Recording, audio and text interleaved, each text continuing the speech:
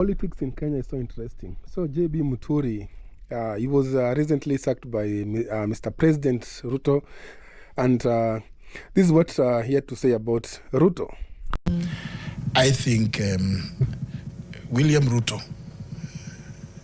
is one person with a person with two personalities.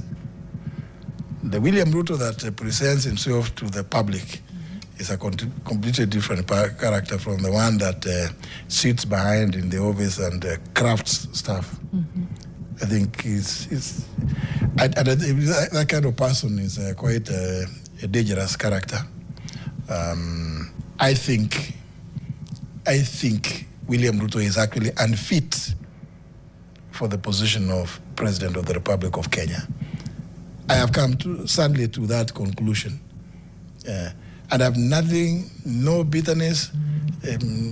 For me, I just feel my own assessment. When I watch William Ruto sometimes talking to members of cabinet and to see him say, I do not want to see corruption in my government. Then I start wondering, who is this talking? And I'm sure we will have occasion to discuss a lot. Is he corrupt? Who? William Ruto. I think, I don't know. But if you see him talking about corruption, you're like, who is this talking about corruption? Is it because he's corrupt? I have so many examples. Not an example, but is he corrupt? Examples aside. Absolutely. Okay. Very. Yes. Irredeemably. Okay. Corrupt. When it comes to politics, Kenyans are very, very, very, very gullible. Like, there's someone who says that if JB Muturi is really a saint, angeongea kuhusu abductions when they were happening. He even took months to talk about his own son's abductions. Ufala too, could play sympathy card. Last time a politician did this, he became the president. And then Delo said that ni funny vile wanangoja wafutwe kazi ndio waanze kuongea ukweli. Kama unapenda watu wa Kenya sana, ungeongea ukiwa kazi. Look at JB Muturi playing victim now, whining and crying like a little girl. JB Muturi is the worst speaker Kenya has ever had. Let him cry. We na care bure kabisa. And then Jaber ni Mukiare said that Ruto is irredeemably corrupt. Is the one who was behind Adani and all its projects and money-making schemes. Honorable JB Muturi, yeah? And then someone said, enyewe JB Muturi ni fala kabisa, a very stupid and irritated politician. And then someone quoted, Sijai, politician, I think he meant Sijai on a politician mujinga kama JB Muturi. No wonder Ruto alimbeba tu kama fala. And then Diana says that William Ruto is irredeemably corrupt and not fit to serve as president. JB Muturi, former Attorney General and Cabinet Secretary of Public Service. Then someone says, I thought River Yala killings were under Uhuru Kenyatta. JB Muturi na amefuta. And then someone says, William Ruto is corrupt to the core. Enyewe JB Muturi ni fala kabisa, very stupid and silly politician. I'm now interested in running for MP. I'm not interested in running for MP in Mbeere North nor being the governor of Embu. Yeah, and then JB Muturi also said that the president is misleading Kenyans by portraying his nationwide tours as development missions, while in truth they are thinly veiled political campaigns aimed at boosting his chances in 2027 elections.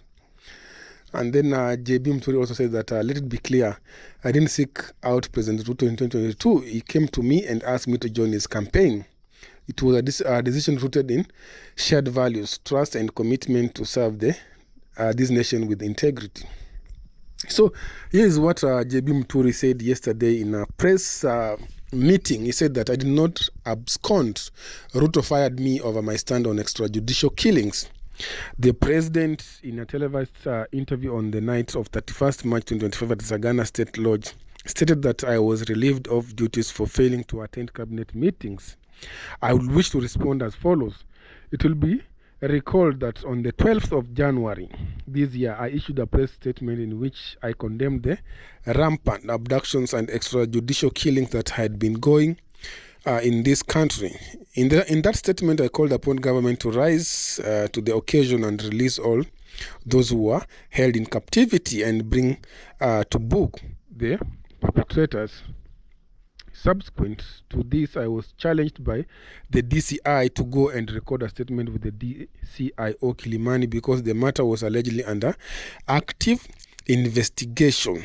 So there have been 3 cabinet meetings this year to date. The first being on 21st of January at Kakamega State Lodge. When I received the invitation, the agenda for the cabinet meeting, I realized that there was no agenda touching on abduction and extrajudicial killings here in Kenya. Yet, even the president had on 27th of December 2025, I think he meant 27th December 2024, at the public rally in Homa Bay, committed to ending abduction. I, therefore, felt in good conscience that it will not be fitting for me to attend a cabinet meeting that did not address such a monumental issue that goes to the core of our constitutional basis and the rule of law.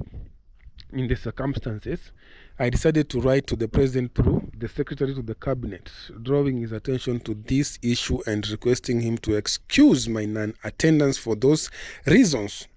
The information I have from the secretary to the cabinet is that I delivered my letter dated 20th January 2025 to him. The next cabinet meeting was a special one called on 11th February 2025, and I received both the invitation and agenda of the meeting. Like in the first instance, I went through the agenda and found that the issue of abduction and extrajudicial killings were not listed. I wrote to the president directly, this time drawing his attention to earlier letter, 20th January 2025, and stated that I found it untenable for the highest decision-making body of the state to continue sweeping the matter of abduction and extrajudicial killings under the carpet.